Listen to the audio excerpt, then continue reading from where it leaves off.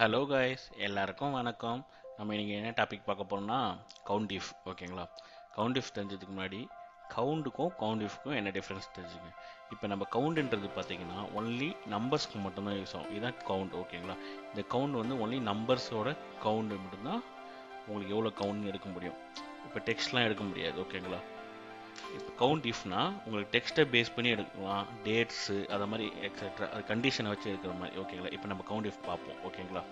Equal to count if. ஓகேங்களா? இப்போ range நமக்கு என்ன வேணும். இப்போ நான் இங்கே ரோஹித் கொடுத்துருக்கேன். அப்போ இந்த ரோஹித்தோட அந்த டேட்டா எங்கே இருக்குது, இதுதான் ரேஞ்ச். ஓகேங்களா? இதை செலக்ட் பண்ணுங்கள். கம்மா நமக்கு இதில் ரோஹித்ன்றது வேணும், இந்த ரோஹித்தை செலக்ட் பண்ணுங்கள். ஓகேங்களா? இப்போ இந்த காலமில் ரோஹித் எத்தனை கவுண்ட் இருக்குன்னு நம்ம செக் பண்ண போகிறோம். ஓகேங்களா? 3 இருக்குது. இப்போ 3 கரெக்டாக இல்லை நம்ம செக் பண்ணோம்ல. பாருங்கள், ரோஹித் 1 2 3. இப்போ கவுண்ட் கரெக்டாக இருக்கா? இதான் கவுண்ட் இஃப். ஓகேங்களா?